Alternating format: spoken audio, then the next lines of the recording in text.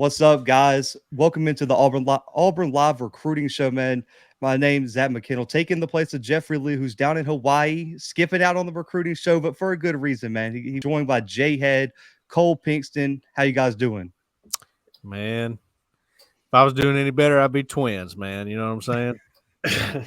Brother, there's only one way I can start this show. How about you? Perfect, How about you, man. everybody?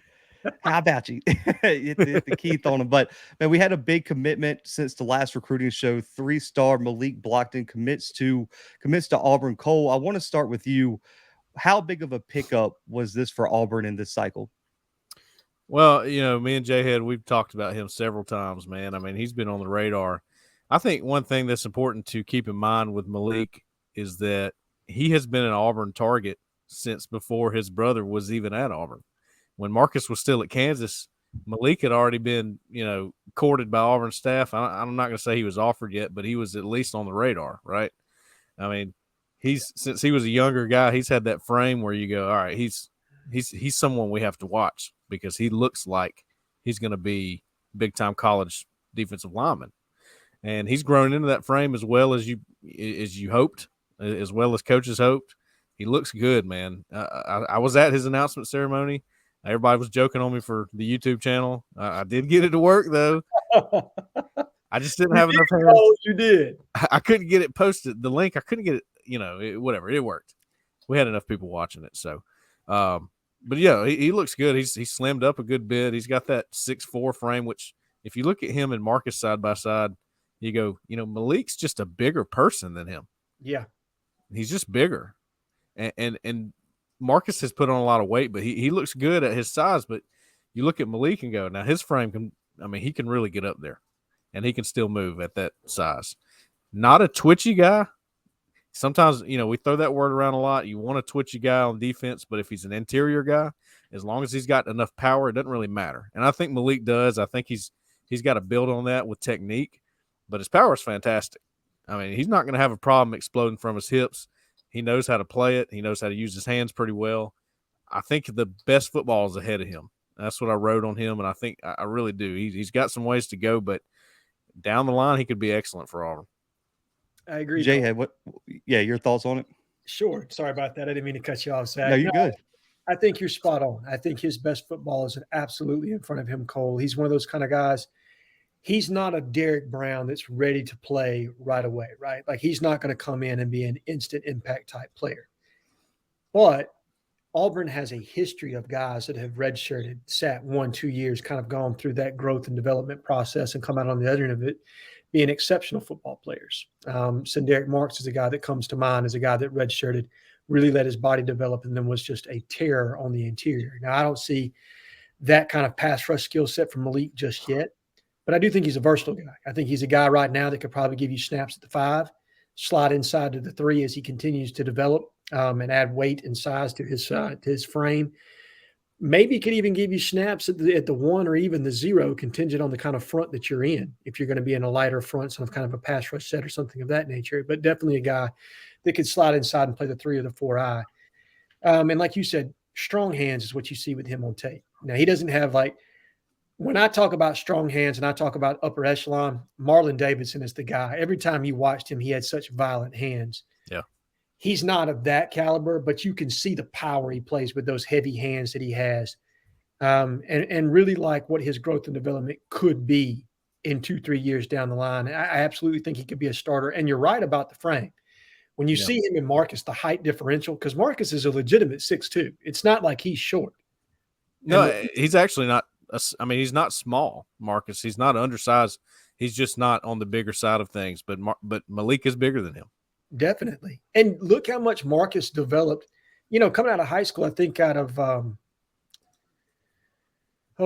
Park Crossing is where he came out of high school at. I think he was 6'2.5", 250 pounds, 240 pounds, and now he's every bit of 6'2", 290. Well, if Malik can do half of that at his size, he's every bit of 6'3", almost 6'4", 270 right now. Yeah. Add 30 pounds to him and look what you're going to have. Probably a guy like Kobe Wooden who can play inside and out. And I wouldn't comp his skill set exactly to Kobe Wooden's, but I think he's a guy that has that kind of versatility to his game.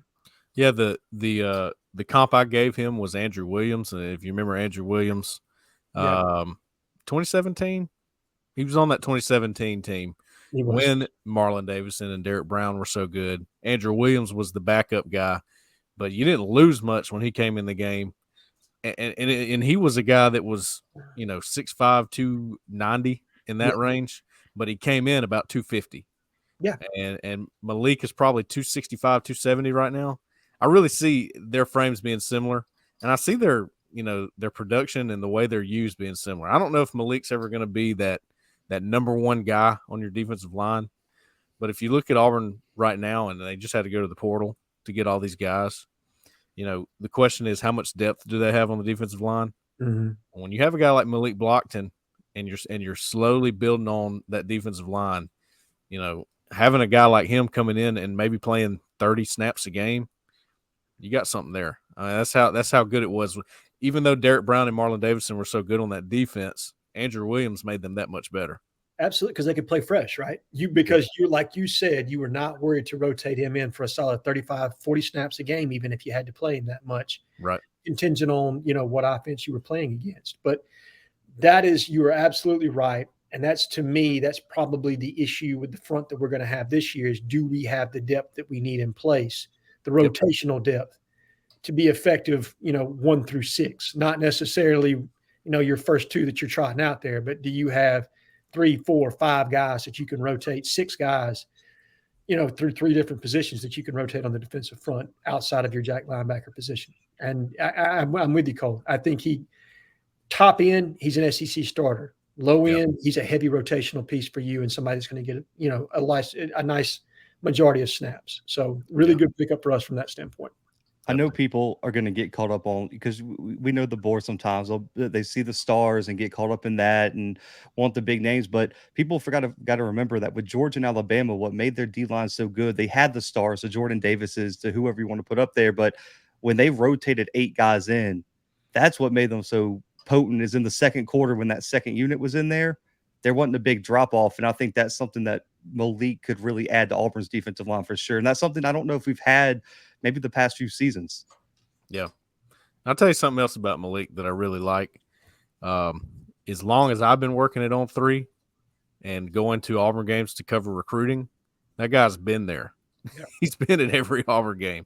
It is many or more than I've been to, right?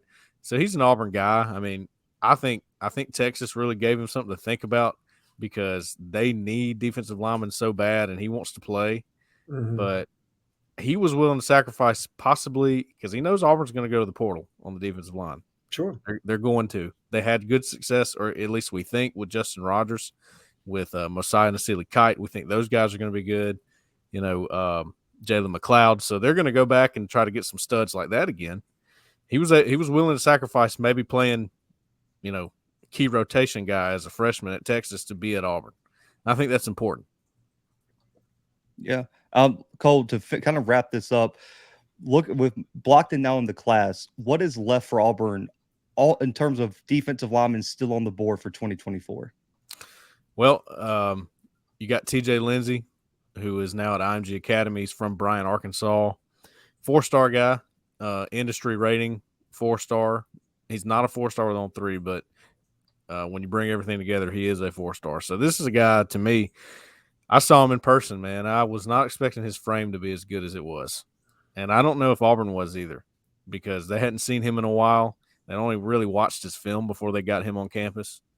But Auburn was blown away, and I was blown away, and I was like, man, that guy, I mean, he looks like a D1 starter on the D-line. Mm-hmm. Whether or not his skill set is to that point yet, that guy has a high ceiling, and he plays hard. His film is not bad at all. Again, technical issues he's going to work through. He's going to IMG. They're going to fix some things over there. Competition will bring him up some. So TJ Lindsey, that's another Auburn-Texas battle for a defensive lineman. And these are, again, Auburn and Texas are, I'm not going to say desperate for defensive linemen, but that is one of the biggest needs on both of their teams for this cycle. So you're going to get in a couple battles with them, and this is a tough one. Right now, I put on the board on the corner last night and so did Jeffrey. Mm-hmm. Even though TJ Lindsey is now not going to be able to make it to Big Cat Weekend, we're hearing good things on Auburn's side. Yeah. Sounds like Auburn's making some progress there and could have a chance to land him over Texas. And I'll tell you, that would be huge, especially when because I mean, we looked at the D-line board a couple of weeks ago and we're going, just not a lot of names there, you know? So yeah, getting him would be good. What are your thoughts on Lindsey, Jhead? I love it. And of course, we started hearing good things, probably about 3 weeks back. We had heard, okay, the Auburn and Texas official visits really kind of set the tone for Lindsey's recruitment. And we felt like those two teams were kind of pulling away. And since then, he's done multiple interviews with national guys, local guys, where he's kind of alluded to that. Now, Texas A&M and Miami are obviously in the mix for him as well, and you can't discount those, as we don't know exactly when TJ Lindsey's recruitment is going to wrap, when he's going to decide to make a decision. But I like our position there. I'm with you guys on that from what I've heard. It's definitely neck and neck with Texas. I feel comfortable saying that. Maybe slightly to us, maybe slightly to them, contingent on who I talk to. But definitely in the top two there and very tight. But love his frame. That's the thing that jumps off to me is his frame. Because you're talking about a guy that's 6'4", 260-ish, maybe 270, could play, again, a guy that can give you a vertical pass rush from the interior. He can play inside or out. And those are the kind of guys that they're looking for in this class, right? It does not feel like they're looking for a big nose guard in this class. They're looking for interior guys that have versatility to their game that can create negative plays. And TJ Lindsey is another one of those. And now who I'm really interested to hear about is the guy that you just interviewed from down there in Broward County. Yeah. A guy, I took a look at his tape after you posted him, and he's an SEC guy. Now, is he, a bona fide 4 or 5 star at this point? No, I'm not going to say that, but he's got SEC type tape. He's got SEC offers. He's an SEC guy. And so I'd love to hear your thoughts on him. Yeah. Dimitri Nicholas plays. I guess he doesn't play directly under Junior Rosegreen, but Junior Rosegreen is a coach on the staff at his school. And I can't remember what it's called. Monsignor or something like that. I can't remember. Gotcha. But yeah, man, I talked to him last night on the phone. I got the impression that he is pretty high on Auburn already. And he's going to be at Big Cat Weekend. He likes Jeremy Garrett. He says Junior Rosegreen talks Auburn up. And if you've ever met Junior Rosegreen, and I have several times now at football games and different events, I don't know if there's anybody more passionate about Auburn. Maybe Takeo Spikes. Maybe. That's a big maybe, because Junior Rosegreen he's Auburn through and through. I mean, it's like you got Takeo Spikes, Junior Rosegreen, and Barkley, and and you could probably throw Bo in there as people that are just like through and through Auburn. It never left them. They still love it, like they're going to school there at the time. Man, he's really talked up Auburn to Dimitri. Dimitri loves both D-line coaches, Jeremy Garrett and Vontrell King Williams, and I wouldn't go as far as to say he's on commit watch or anything, because Florida and Miami are heavily involved. Those are the in-state schools. Pittsburgh, Louisville, those are some other ones he named to me. But I think probably a top 3 of Miami, Florida, and Auburn. It's weird because we just sort of heard his name for the first time, but Auburn's been working on this guy for a little while. And he's really grown in the last year over the summer. So that's the guy they like. That's the guy they're going to keep tracking, and they're going to get him the Big Cat and see what happens. And, maybe he gets caught up in the emotion of things. So you can't ever rule that out. So, and then, of course, you got the 2 big dogs, Kamarion Franklin from Mississippi and L.J. McCray. And they're going to keep throwing everything they have at those guys. And I honestly think they have some leeway right now with Kamarion Franklin. They're going to get him back on campus, as Jeffrey reported. Around Big Cat Weekend. I don't think he's going to actually be at the event. It's going to be around those dates, though. And it's an overnight trip. So that's good news if you're working on Kamarion Franklin. And Auburn's probably running behind maybe Tennessee, maybe even Ole Miss at this point, in-state school. Yep. But I think Auburn's moving up. I really do. I agree with you there as well, Cole. I mean, he's a guy that you're going to get back on campus at least 2 more times, right? Because he still has not yet – he's yet to take an official visit to Auburn. They've locked one, I believe it's for the Georgia game weekend, is when Kamarion Franklin is set to visit. He's also going to be coming in for July the 27th, I think, the day after Marcus Riddick's commitment. Kamarion Franklin will be on campus that day. And then Big Cat Weekend, or Big Cat will actually be on July 29th. But big, versatile defensive linemen. And look, those are two guys, L.J. McCray and Kamarion Franklin, are dripping with NFL upside, right? Like those are the two guys in this class. When you look at them, you're like, okay, those are NFL type guys. And so you got to get one. You'd love to get both. But in the back of your mind, if you're Jeremy Garrett, you're like, all right, I got to get one of these. And I feel like they're starting to make their move with both, but particularly Kamarion Franklin. That's the one I feel like for a long play, he's the one I think we have the best inroads with because of Jeremy Garrett's connections to Mississippi, Hugh Freeze's connections to Mississippi, multiple other people on this staff, the need, the value they're going to place on it, the way they're going to recruit it. I feel like there's going to be a lot that's going to be thrown into that one. And that's one just watch. Now, he may commit someplace else, and I'm not trying to go all full Harsin on you. But watch the long play on this one, because I think that's a guy they're really going to stay on. Well, yeah. Sorry, Zach. I think a lot of people think that July 29th, July 30th, whatever, is signing day. It's not. It's not signing day. We got a ways to go, guys. There's going to be guys committed that are going to be back on campus for games. Yes. That are who haven't officially visited that probably will. I think the question was asked today about KJ Bolden. Hypothetically, let's say he commits to Georgia. Does he cancel his Auburn official? I'd say he probably does cancel that date, but he'd probably be back for an official later, because Auburn's not going to give up on these guys. And now you can take as many official visits as you want. Trust me, there's going to be some officials during the fall. The official visit season is not completely over. This recruiting class has a ways to go. I feel like that's a healthy reminder on this. I agree. And just look at last cycle. Okay. Look at Keldrick Falk and Kayan Lee. Those are the two. And Connor Lew as well. Those were the three big flips to me, because while Sylvester Smith was a huge flip, I just always had that feeling if Auburn offered at all, he was coming. Yeah. You know what I mean? Like there wasn't put into that one. It's funny, man. I've told the story. We're at the Alabama-Mississippi All-Star game. The game was over. I had just talked to Keldrick Falk. He was one of my main guys I had to get with. And, of course, he was still committed to Florida State at the time, but he was willing to talk. He always was. And I appreciate that about Keldrick. Sure. I saw Sylvester Smith standing over there, and I said, I'll go talk to him. We'll see what he has to say. Mm-hmm. I do the interview with him, turn the recording off. He goes, hey, how'd you know to ask me about Auburn? I said, you like Auburn, don't you? He goes, yeah, but I mean, he said, how'd you know they contacted me? I said, I didn't. I had no idea. Just a guess, man. Just a guess. Yep. So there you go. But Sylvester was always an Auburn guy. But those were guys that, I'm not going to say proof of concept, but proof that they know how to flip guys when it comes time, and guys that may not have had a good first or second visit, but were able to come in and close when they needed to. And right. I think that's what you're going to see, regardless of what L.J. McCray and Kamarion Franklin do, along with a handful of others. I think they're going to stay on those all the way to the end.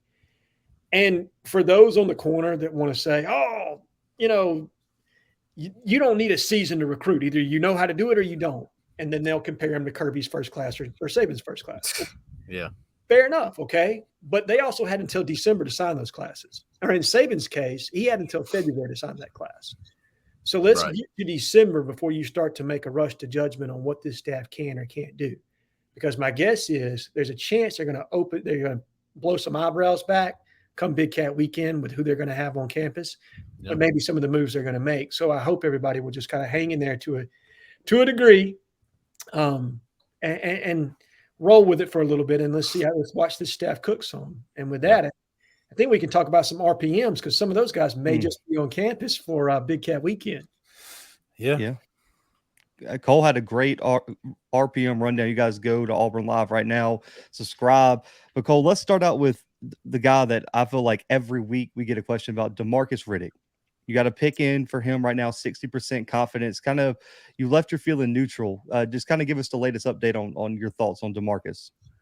Yeah, so I'm probably not gonna go above neutral on him, just to be fair. Sure.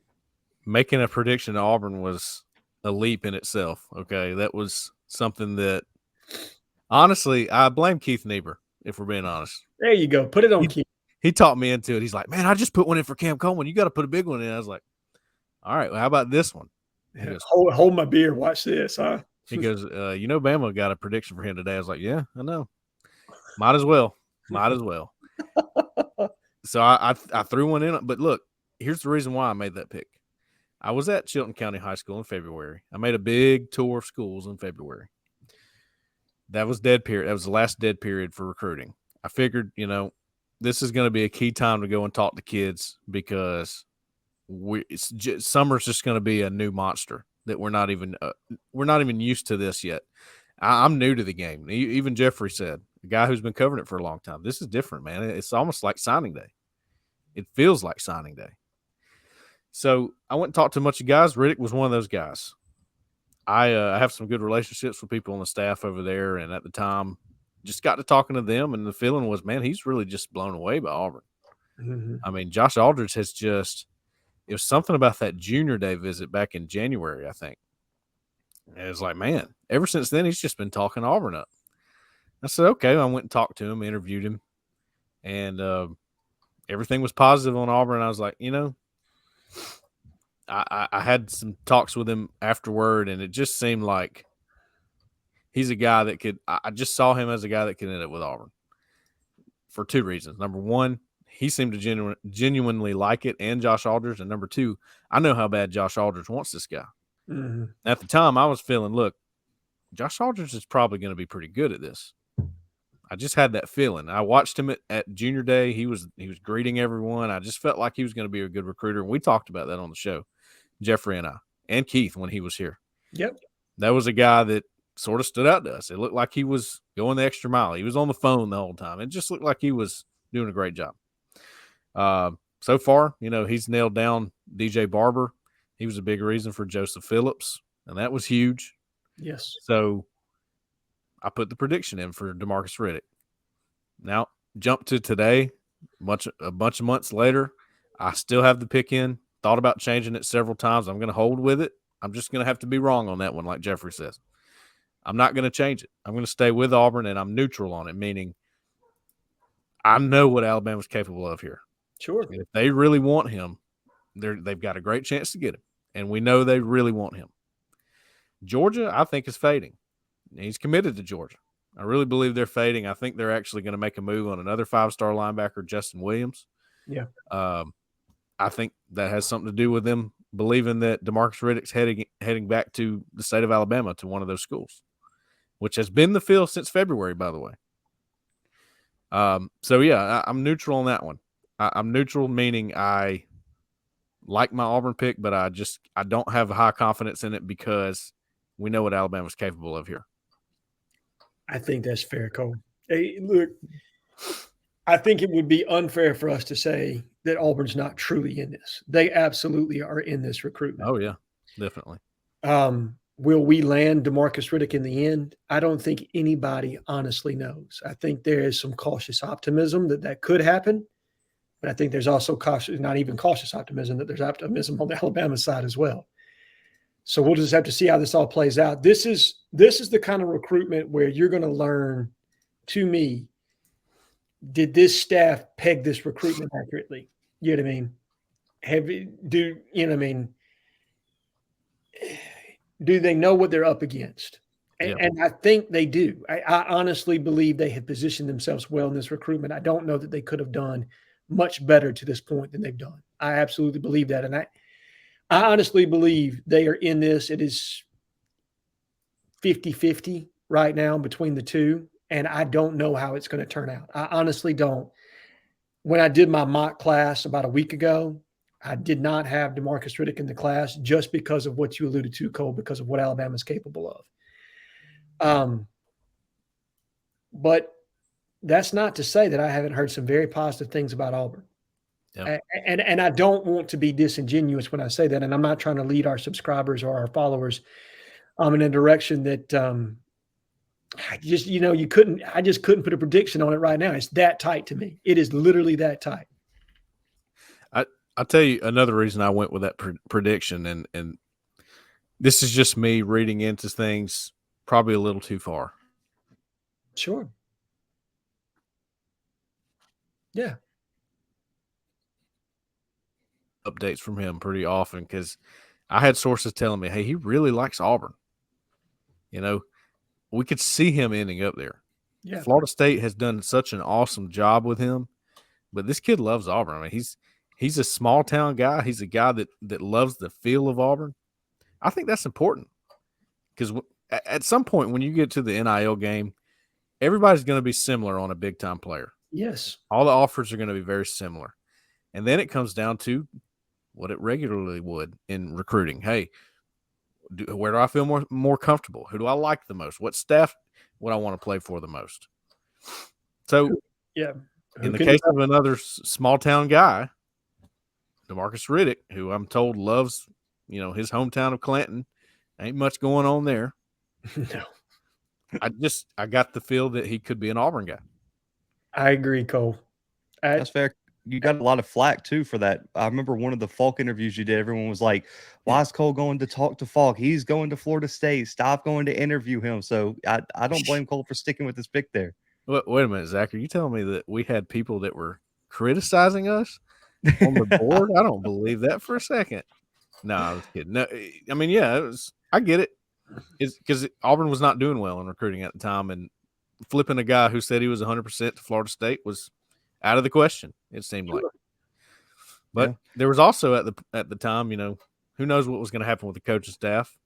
Were they going to hire somebody before he signs? And that was in the back of my mind too.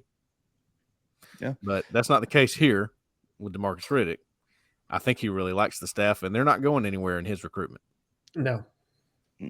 Shifting to the running back position, someone that everyone seems to feel really good about, Alvin Henderson out of Elba, Alabama. Jhead, I'll start with you here. What's your thoughts on Alvin right now and where he is in his recruitment? There's been some conflicting information as it pertains to Alvin. My most recent information was he's going to wait for a little bit. He's going to probably take his time, go through the process, go see places like Oregon, Florida State, Auburn. He's going to continue to be patient with it and try to make a decision sometime after his junior year leading into his senior year. So about the time that you see everybody else making commitments, sometime between probably March and June of this coming year, so 2024. There obviously was, I think, some legitimate buzz that Alvin could do it much earlier than that. I think he's probably kind of started to make the decision. I need to wait a little bit longer. A very good prospect. Obviously, a place that I'm very familiar with. And I do think it's going to be a shock for him when he comes to the SEC and he's playing against a different caliber of athlete, because at that level, he can pretty much do whatever he wants. And there's not really anybody in 1A football that's going to be able to corral him, not unless you're just completely sold out on the run game.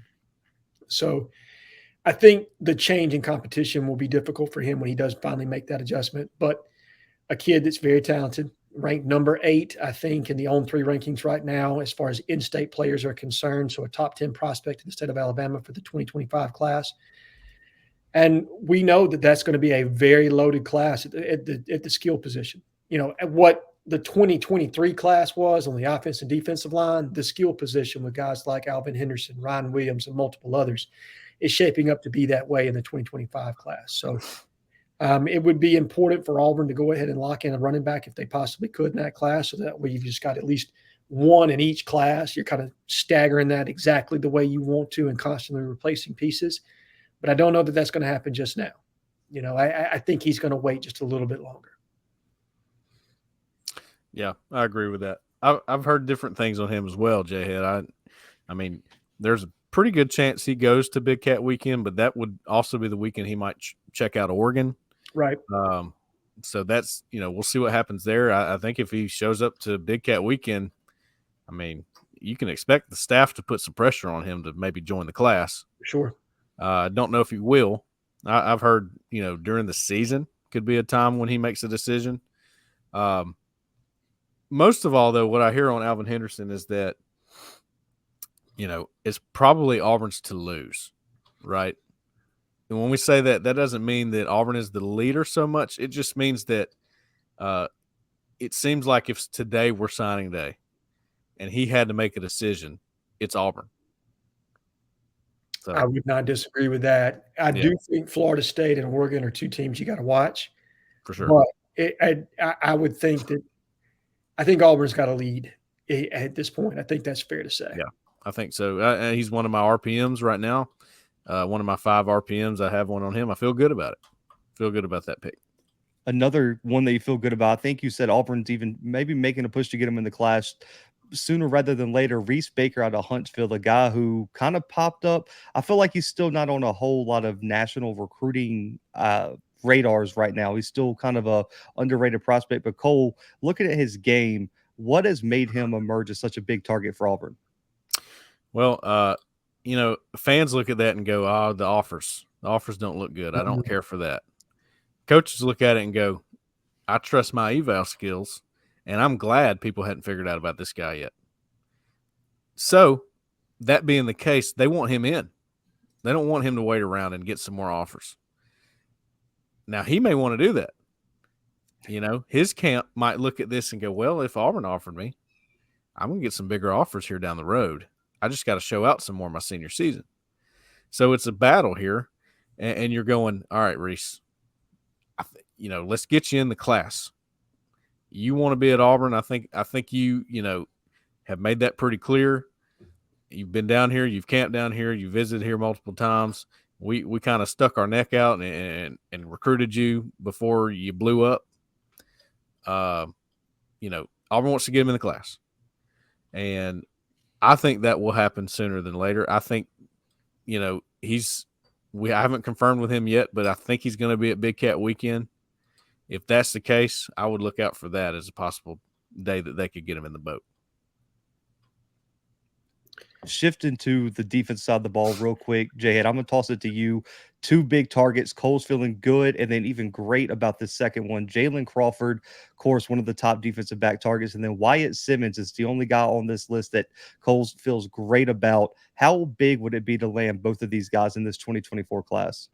Well, we just, I think with the most recent news of DeMario Tolan obviously leaving the team and the numbers that you have at that position, you realize that Auburn is going to take at least 3 linebackers in this class. I think that's what's been reported by Jeffrey is that's the plan as of today, to take 3. Maybe that's changed even to 4 now with DeMario Tolan no longer being on the team. But Wyatt Simmons is an athletic guy. He's a versatile guy. He's a guy who's changed direction, and the acceleration with which he's able to change direction is absolutely elite. I mean, there are not a lot of guys that can close like he can. And by that, I mean closing speed. Because when he makes a determination to get uphill and to explode through a tackle, he absolutely makes an impact. Yep. He's another guy that I'm interested to see, because I believe he's going to have a very big senior season, and I think he's going to play in some all-star games. I think he's going to get picked up for that kind of an honor. And what's he going to do when he gets put against competition that's very similar to him? Because he plays in a league right now that probably is not the best competition in the state of Arkansas. So I'm going to be interested to see what it looks like when he plays against other athletes that are his caliber. But he's a guy that's got a skill set that Josh Aldridge likes. He's got a relationship with Josh Aldridge, and Josh Aldridge has a relationship with his family. Obviously, he played for his father at Harding University. So just a very big target for us in a state that typically doesn't produce a lot of players. But Auburn has really kind of put their toe into the state of Arkansas with a guy like Charlie Collins. There was another athlete at wide receiver that we pursued for a little bit. Crutchfield. There you go. Crutchfield. And then obviously Walker White, your quarterback, and then with Wyatt Simmons. So TJ Lindsey as well. TJ Lindsey. So 5 guys out of a state that typically doesn't produce a ton of Division I talent. But those are 5 of the more talented guys in the Southeast, in my honest opinion. So an extremely good early eval by Josh Aldridge. Obviously probably aided by some pretty good intel from his dad, if we're being completely honest. Right. And then Jalen Crawford, a guy that has the physical measurables that these guys are looking for, a big physical corner that's got the hips to play on the outside. He's got good enough speed, great length at that position. And that's really, to me, his best asset is the length and the reach that he has and where he's going to make his money as a press man corner. I think that's where he's going to be. He's going to flourish. Good ball skills, and probably, he's a great player, but the fact that you're going into Atlanta, into a high school in Parkview High School that turns over talent year over year, that is a fantastic place to get your start, to reassert yourself. with that school and that pipeline of caliber prospect, especially with a guy that has the potential to play in the SEC, because it's so much easier to sell when you are able to develop a guy and he's able to go on either to the NFL to be successful in another part of his career after being successful for you, to go back to that high school or that metro Atlanta South Side area and say, hey, I did it with this guy, I can do it with you. So just big on all kinds of fronts with him. Yeah, and we know that Atlanta area, the guys are pretty tight-knit over there, seem to be. I'm pretty sure Jalen Crawford is very close with K and Lee, who signed with Auburn last year and getting ready to be key rotational guy at corner. Somebody asked me, what kind of perception does the Jalen Crawford commitment create for Auburn? I think he's a 3-star with On3 now, but he is a industry 4-star. Yes. I mean, the other services come together and say he's a 4-star guy, and he averages out that way. To me, man, his commitment, it would be similar to me as a Carlton Davis back when he committed to Auburn. I think it's that kind of commitment. This is a corner that when you look at Auburn, they haven't always historically landed these top tier DBs, really. A lot of the DBs that Auburn gets were lower rated, and they come in and they outplay the ranking. Sure. Happens a lot at Auburn. But a guy like Carlton Davis, even Jamel Dean, who was on the same team, those guys, I mean, look at them now. One of the best cornerback tandems in the NFL, if not the best. Correct. So I think K and Lee and Jalen Crawford together could create that same dynamic in Auburn secondary. And I think they know that. I don't disagree with you. And he's close with T Love as well. That's another guy from Southside Atlanta. Yeah. And you're right, Cole. Just reasserting ourselves in Atlanta, because there was a while where we just did not recruit that area very well. For whatever the reason, we just weren't either putting the emphasis on it, or it just didn't work out for us. I'm not exactly sure why. But an area like the metro Atlanta area, you have got to have a presence if you're Auburn. It's 2 hours down the road. Yeah. All kinds of kids that are there that you can go get from all different positions. And you're right. He's a highly regarded guy. He's an industry-wide 4-star, top 250 type player. Yep. Those are the kind of players you want more often than not on your team. Yes. And I do think there's the potential, contingent on how Jalen Crawford performs his senior year and how he does in the All-Star games thereafter, for his On3 ranking to change again. Sure. Our national director, I think Charles Power, came out and said there are going to be at least 2 more series of rankings that are going to come out. So what has happened is not necessarily the way it's going to be on National Signing Day, or even shortly thereafter when they do their last set of rankings. So understand that this is still a very good player for anybody that's maybe potentially upset at the fact that Jalen Crawford's On3 ranking dropped to a 3-star. These coaches don't look at that. They're looking at the teams they're going up against and saying, okay, LSU wants this kid. Florida wants this kid. He's an SEC caliber athlete. He's an SEC caliber defensive back. We want him on our team. Yeah. Yeah. I don't think you could look at the star ranking. Like, I think one of you guys said a few shows back, it's not really the stars. It's like you said, who you beat. Because LSU and Florida, historically, if they're recruiting a kid at defensive back, the kid's got a lot of potential, because both of those programs have developed multiple NFL stars over even the past 5 seasons. Yeah. Okay. You're right. Both of those schools are as good as it gets in the secondary. And then Clemson was his other school. Yeah. So, I mean, look, you really can't beat out much better. And I'll tell you what, I wouldn't rule out, depending on how things play out with Alabama and Georgia and their secondaries, that's the guy they could give a look to. He's in line to get a look from those schools too. So if Auburn is able to land him, getting him in the boat early, very important. Yeah, but before we get to the questions for the corner, we had over 20 submissions today, a great turnout. We do have a new sponsor for the show in Bird Dogs. Bird Dogs stretch khaki shorts are designed to fit slimmer through the thigh and leg, giving you a truly sculpted look. They do the exact same thing as Lululemon, but fit way better. They fit way better than regular shorts that are made of stiff, restricting cotton. Go to birddogs.com, promo code Auburn or enter the promo code Auburn for a free Yeti style tumbler with your order. That's birddogs.com/Auburn or promo code Auburn for a free Yeti style tumbler. You won't want to take Bird Dogs off. We promise you. But to get to the questions from the corner, we guys touched on this guy earlier. D lineman from Florida. Auburn's kind of back into this recruitment, but the main question is there a former Auburn player that you would comp him to?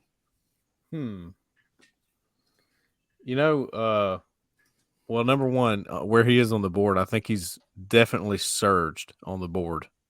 He is the guy that I think they would take, right? I really do. I think if he goes to Big Cat Weekend, he goes, Coach, I want to commit. I think they go, welcome. I don't think they'd turn him away and go, nah, we're not ready to take you yet. They'd go, yes, we want you. So I think that's where he stands with Auburn. As far as a comp, I don't know, man. That's tough. I've watched him a couple times now. Still have not seen him in person yet, and that helps because when I saw Malik Blocton in person, when he had shaped up some and gotten bigger, I go, Andrew Williams. That's who he reminds me of. Got that big lower body. So with him, man, I don't know. He's listed at 260 on 3. I think he's a little bit bigger than that now. Mm-hmm. I think he's in the 280 range. Maybe this is a Dontavius Russell type of guy. Maybe this is a guy that, plays inside, maybe more towards the nose eventually. He grows into a nose, something like that. I think of other guys, maybe like Ben Bradley. That's a name that comes to mind. Yeah. Gabe Wright, right? These kind of guys. That's what I'm thinking with Nicholas. I think those are probably, I hate making comps sometimes because typically speaking, your mind always wants to gravitate towards somebody that's been successful, right? Yeah, right. Nobody wants to pick the dude that came to Auburn and sat on the bench for 4 years and never did anything, Yeah, and if you say Bo Jackson, nobody would ever let you live that down, right? Oh, absolutely not. Absolutely not. I can remember it saying that Zeke Walker was going to be a player, and I can't even remember who I comped him to. And, 2 years went by, and the performance has not been exactly where Zeke wanted it to be. I think he's got a chance to be this year. Sure. But, God, my ass handed to me. Oh, man, it happens, man. It happens. But definitely interior guy.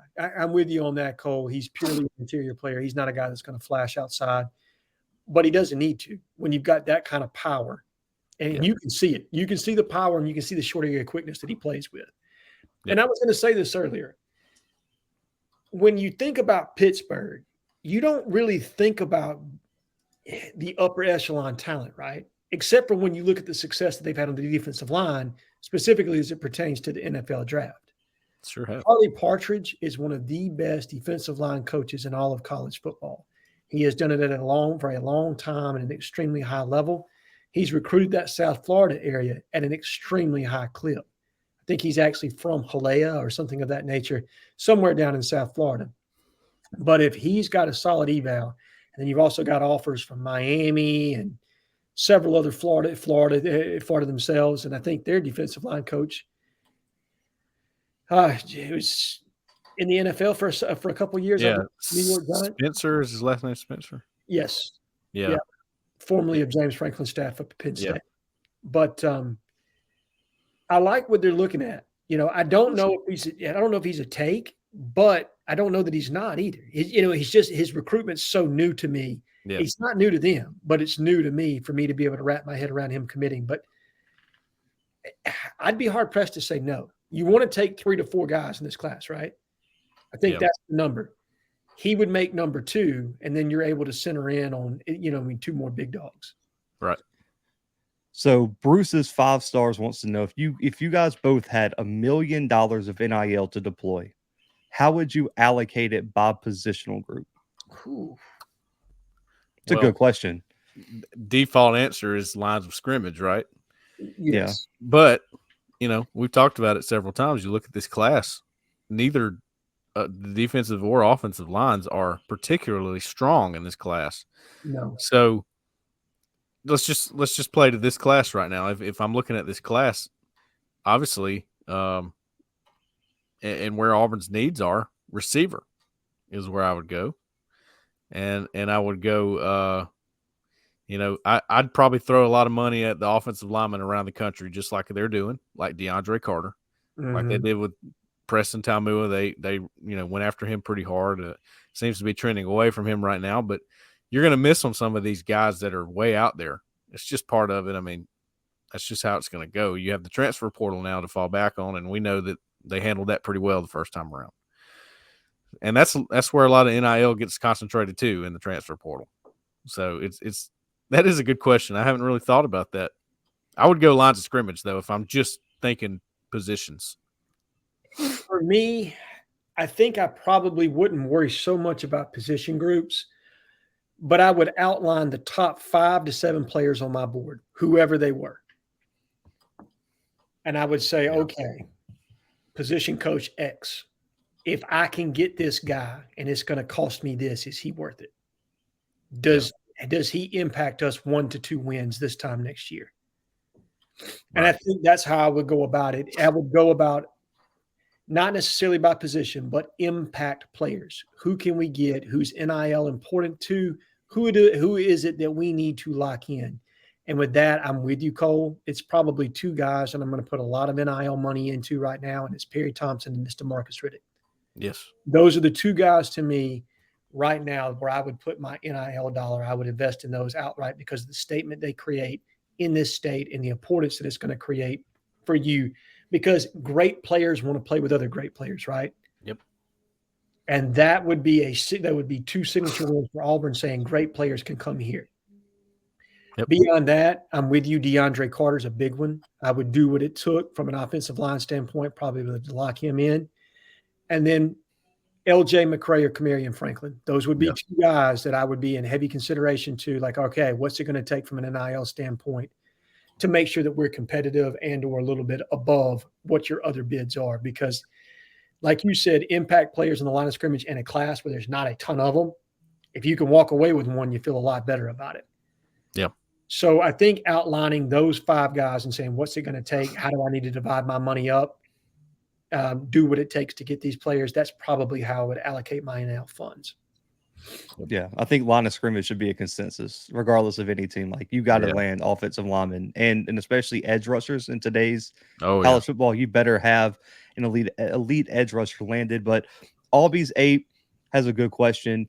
Does Demarion Tolan's exit from the team impact Auburn's chances with DeMarcus Riddick?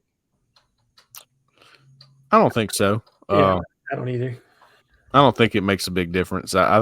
Obviously, I don't think Auburn knew Tolan wouldn't be with the team, but they probably had an inkling, an idea that there was a chance. So they've been going after 3 to 4 linebackers the whole time. There's probably a reason why they expected some attrition there, probably. I think that's fair, Cole. And what I would say is it the way they've recruited DeMarcus Riddick. They've told him he can be an impact player from day one. We will give you every opportunity to get onto the field. Now, you've got to earn it. There's nothing given in this program, but you've got the opportunity to come in here from day one and be an impact player. And so I don't think that he's necessarily worried about Demarion Tolan. Maybe it helps you in your pitch at the total number of the health of the position, but I don't think he's overly – guys like him, they're just wired differently, man. They think they're going to come in and play over whoever, so they don't care. And people are telling them that too, by the way. I think everybody's pitch on him is pretty similar, so nobody's really saying, well, you'll have a better opportunity here, because everybody's saying you got an opportunity to play. You're that good. Exactly. Yeah. Going to Augustus McCrae's question, taking out the 3 Heisman winners, Pat, Bo, and Cam, who would be the all-time starting skill players for you guys in Auburn history? You get 1 QB, 2 running backs, 2 wide receivers, and a tight end. Okay. Taking 3 Heisman winners out, who would be also QB 1, 2 wide receivers? All right, I got it. Go first. Go ahead. Yeah, if you got it that quick. I'm going to go with Damian Craig at quarterback. Just because of what he was able to accomplish at Auburn. And to me, it comes down between him and J Cam. Those are the 2. Yeah. Now, you've got some guys that played underneath Pat Dye that obviously could really throw it, but You're talking about J. Cam, a guy that played in the NFL for a long time, and was the number one, or maybe the number. Yeah, I think he was when we still had dual threat and pocket passers. I think he was the number one dual threat quarterback in the country coming out of Taylorville, Mississippi, his senior year. Obviously, Damian Craig, and his highlight reel tape coming out of, I think it was Blunt High School here in the Mobile area, and everything that he did at Auburn. I'm going to go with Craig because of what he did on the field at Auburn. 2 running backs. All right, I'm going to go with Carnell Cadillac Williams as 1. Yeah. And I'm going to go with. I'm pulling the name right now because he's from the 80s. Absolutely fantastic football running back. Lionel James? No, not Lionel James. Brent Fullwood? Yes, Brent Fullwood. There you go. Brent Fullwood's my second. Okay. 2 wide receivers. How can you not go with Frank Sanders as 1 with everything that he accomplished at Auburn and then doing it in the NFL for an extremely long time? Yep.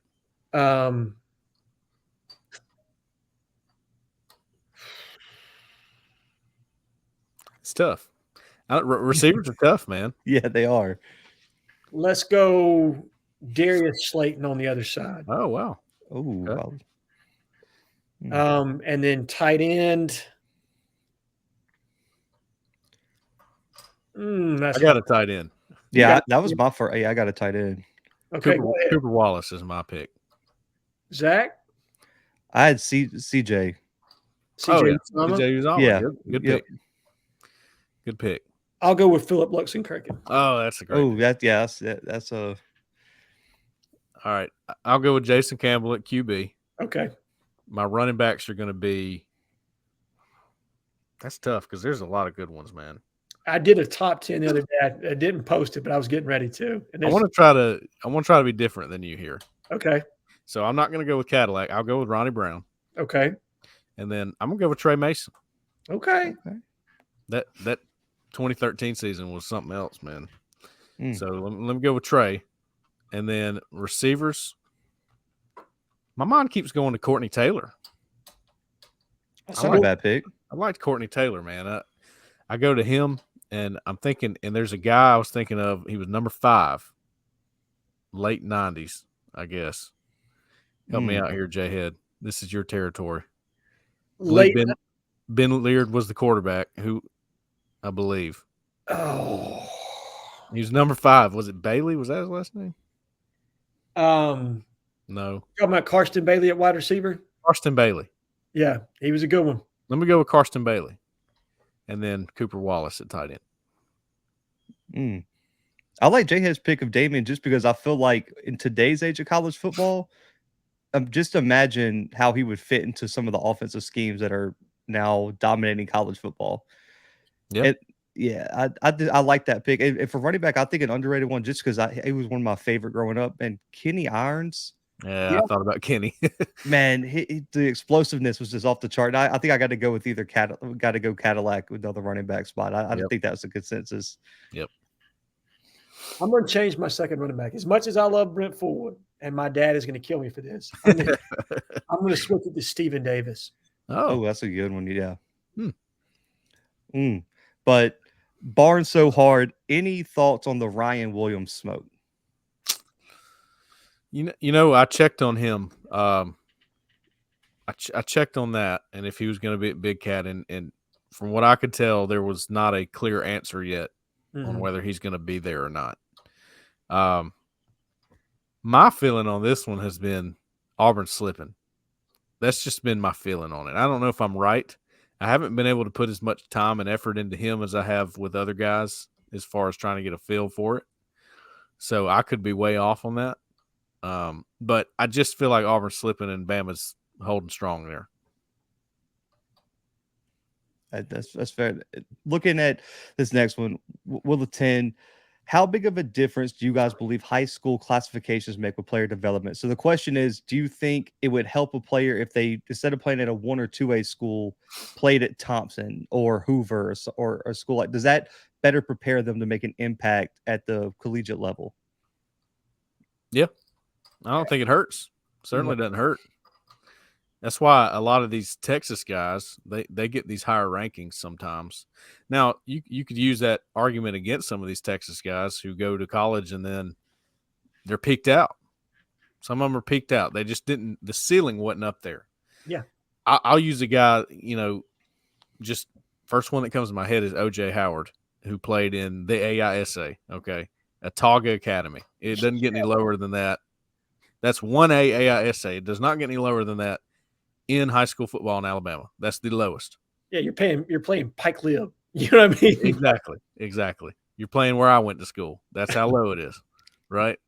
So, but he was a guy that you looked at him and went, okay, I don't care what classification he's playing in. That is an all-star one day. And he was excellent in college. And he made everybody look silly on that level. But you go, it doesn't matter. I see the tools. I see the traits. He's got all that stuff. And you almost, when I look at film, when it's guys that are in those smaller classifications, I pretend like they're running routes on air or they're just doing drills. No offense to the guys they're playing against. But you look at it as, what are their tools? What are their traits? Do they have it? Are they able to do well in this area? A guy like O.J. Howard, again, that's just a guy that did that on that level. Sometimes on a higher level, these guys are so football smart, especially in Texas. It looks good on paper. Everything looks good. You get them there, and their athletic ceiling is reached, and they just can't get any better. Happens. So it goes both ways, I think. I agree, Cole. I do think you worry sometimes when these kids go to football factories, and you mentioned Texas high school football, where these kids are a little bit overproduced somewhat. That's what you don't want to have happen. You do want some upside, and that's why there are states like Mississippi where there's real value in recruiting some of these raw athletes that turn out year in and year out. Yes, there's value because you get exposure that you're not going to get at some of these small schools. You're going to have access to weight rooms and coaching staffs that you wouldn't have access to otherwise. But I'm with you, Cole. You do want to walk that fine line of not being a guy that peaks too early, a guy that was, so developed so early that everybody else, when they start to catch up and they make their move, they're leaving you all behind. Right. And a guy that I'm thinking about right now is the cornerback out of the Atlanta area. I'm trying to think of his name. He was a major target for us at one point last year. Ethan Nation. Oh, yeah. The kid was a big target, for 2 years. And then he never really grew beyond 5'10", kind of was on the smallish side. Yeah. And just, it never really matched that early hype for him when everybody else started to develop. And by comparison, a guy that, a late bloomer that was committed to Arkansas State ended up being a much better prospect than a guy that we ended up signing. Right. Tyler Scott. Yeah. Another good example is A.J. Harris he signed with Georgia. He was at Glenwood Academy. Yes. And that's where he made his name. Of course, he was at camps and stuff, showing out, but then he moves over to Central and shows out there. So it doesn't always matter. Sometimes it doesn't matter. If the player's good, he's good. If you can play ball, you can play ball. He moves, he makes his impression on the big stage, and, Georgia swoops in. So that kind of stuff happens a lot. I agree. I think there's a guy on this cycle too. Correct me if I'm wrong, if I'm not mistaken, the Terry Bussey guy, he plays like 2A football in Texas, was on no one's radar, had that ridiculous season last year. And now he's a top 20 prospect. He's a 5-star on 3, if I'm not mistaken. Complete freak show. Video game numbers. He came out of nowhere, and he plays 2A football. And I think that's like what you're talking about is if you got that type of skill, it doesn't matter where you play. Like they're coming to find you. Exactly. Because that's NFL talent, right? Yes. Like what you worry about is when you have you're trying to make a decision and you're an evaluator, you're a recruiter, right? Is this guy just college good? Is he just like high school polished? Right. Or is he really that good? You know what I mean? And sometimes I think it's hard to delineate in between the two when they play at some of these larger schools. Right. I think it's really clear at some of these smaller schools, like, all right, if you're NFL good, you're NFL good. Yeah, that's a great point. Yeah. Logan Adams coming in. He said, I'd love to hear as a group who you would think will be the offensive and defensive linemen in this 2024 class come signing day. Okay. I like it. Okay, two names that pop in my head first for offensive line are going to be DeAndre Carter and Reese Baker. Yes. I like where things are trending with both of those guys. Obviously, they're going to probably get more than that. 3 to 4 is what I think. But those are the really the only clear-cut guys I can think of on the offensive line. Who you got offensive line, Jhead? I'm going to go those same two.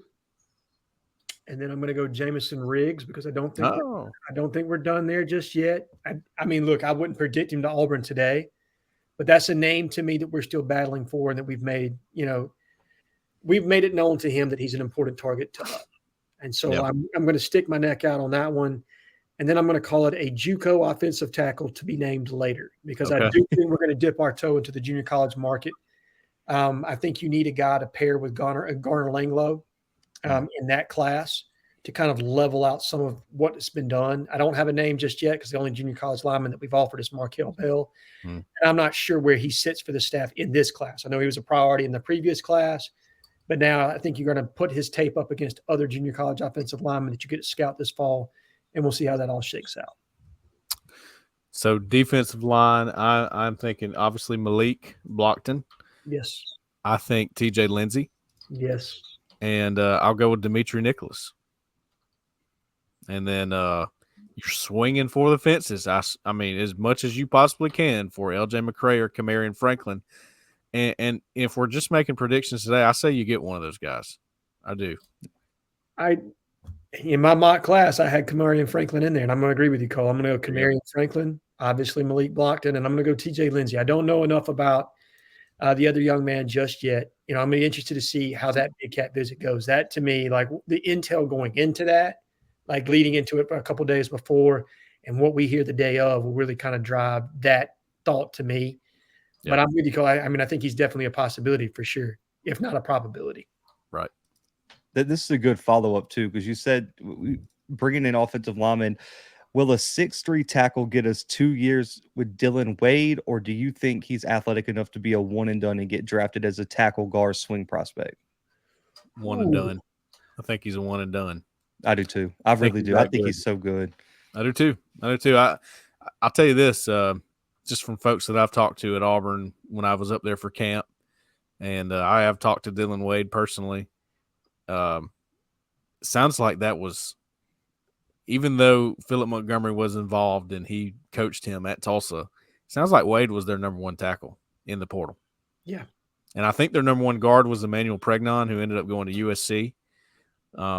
So you missed on him, but you grabbed your number one tackle in Dylan Wade. And just seeing him, man, he looks a little bit more like a guard than a tackle. But for this offense, if you're finessing them and you're doing RPO type stuff, he's perfect at tackle. And he may not play tackle in the NFL, but I think he's a probably an early day 2 guy in the NFL next year.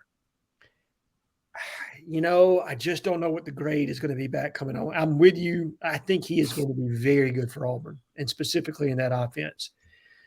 How do NFL front office guys see him as his skill set translates in this offense to a pro offense? I don't know. Is he going to come back with a 4th round grade? Is he going to come back with a day 2 grade? Yeah.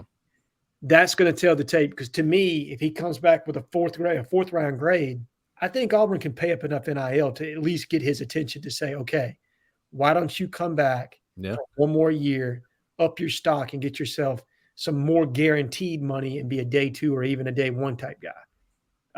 But if he comes back with a day 2 type grade, Cole, you're right. He's gone. You can't get a day 2 grade and stay. Like, that's just insanity.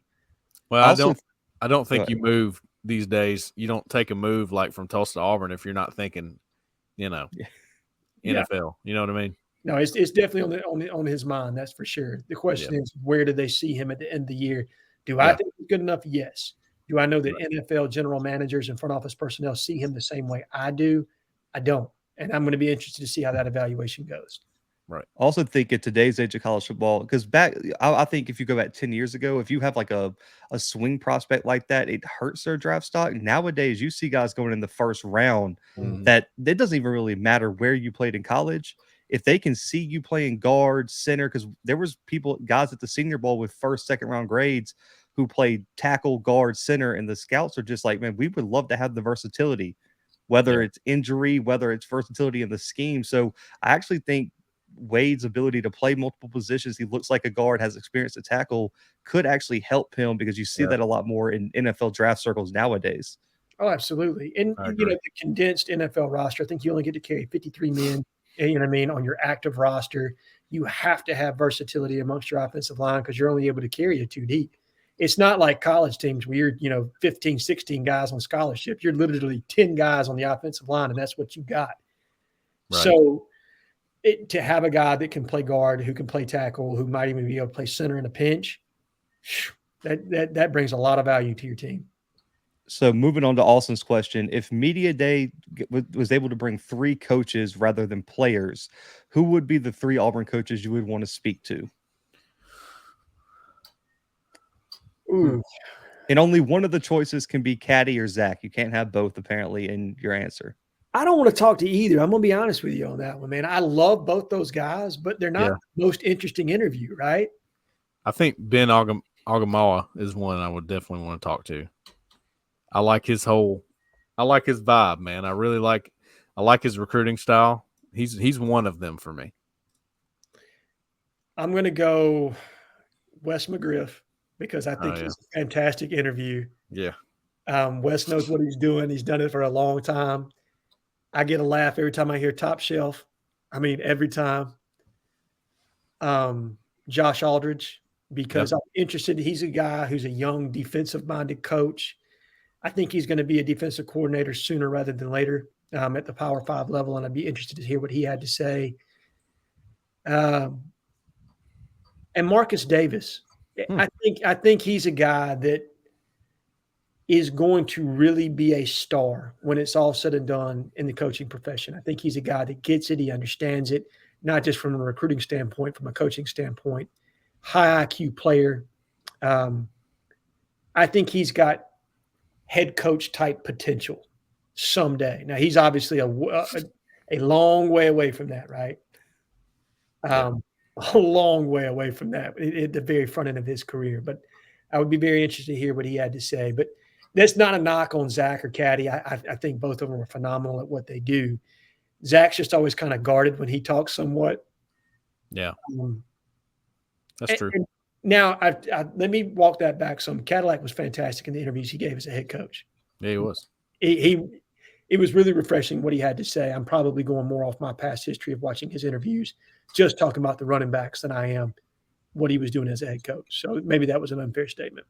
I have to throw Jeremy Garrett in there. I think I would want to talk to him. That's one of mine, for sure. Yeah, he would be on my list. And I like the Marcus Davis pick, too. That would be probably my number 2. But shifting to our final question, W. Tidwell, who are your top 3 must-gets in this recruiting cycle? You cannot say Perry Thompson, DeMarcus Riddick, or keeping Walker White in the class. Well, damn. I mean, so he said, hey, your top 3 must-gets without your top 3 must-gets. So your top 4, 5, and 6. That's easy for me. Yeah, I think I'm there with you, Cole. You go ahead, and then I'll follow up. That's going to be KJ Bolden. Yep. Kamarion Franklin. Yep. And DeAndre Carter. You just got all 3 of mine. Yeah. I mean, when you take those 2 off the top, not much left. And look, I'll tell you this, to just be a little bit different, I'll take any one of those 3 big safeties. KJ, Zaquan Patterson. You stole mine on that one. Yeah. I was going to go Patterson. I like that kid. Yeah, I think he is. I've been on him for a while. Like, I think that kid has the potential to be something special. He does. As a boundary safety. Whew. Yeah, he's going to be a different player. I would not want to be a slot receiver coming over the middle. No. But, man, to end the show, any how about yous this week for either one of y'all? Yeah. I was thinking about giving a couple to Bill Brasky and Gorgeous Borges. God, man. Just just to recognize their game. We know they got a game going on. Recognize the game. I got you. Hey, you got a stick. Stay with it. I got on Gorgeous Borges today because he tried to act like something was positive. No, that's not you, brother. Calm down. Let's go back to our game, please. So yeah, let's go with those 2, and then You know, I gotta go back to Logan Adams too, man. He's been a good poster these past couple of weeks, and he's gotten one I think 3 weeks in a row from me. Jhead? Yeah, I'm going to go with Coach Jay in Atlanta. Very good. Very good. We love him as a poster, but we swapped some information that was really good for me to catch, or really good for me to swap with him. I'm going to go. There was one other that I saw on the board that just had me rolling, man. I think it was Coochie. Coochie Rabbit. Yeah, there were some comments he made this week that literally had me fall out of my seat. And I will say this, because I don't believe the story's true, but anybody that came up with hashtag Grand Theft Potato, I literally died when I saw that coming across Twitter, dude. I literally died when I saw Grand Theft Potato. Once again, I don't believe the story's true about Coach Harsin, but whoever came up with that, how about you? Throw in Eli Double-Ott for me as well, Zach. Oh yeah, man.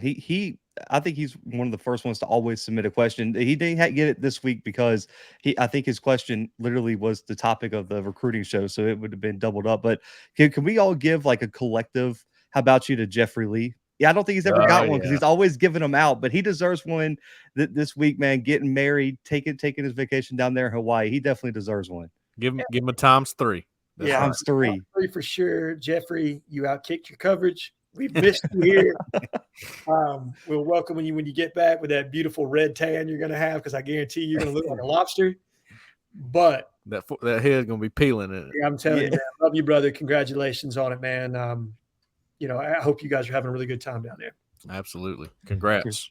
For sure. But guys, make sure to tune in Sunday night. Cole, Jhead, myself, we're back with the call-in show. I know we took a week off and it threw some people off, but listen, we're back taking all your calls. I'm sure there's a lot of topics you guys want to address. Make sure to go subscribe to Auburn Live on 3. And man, we'll be back Sunday. But for Jhead, for Cole, and for myself, we're out for right now.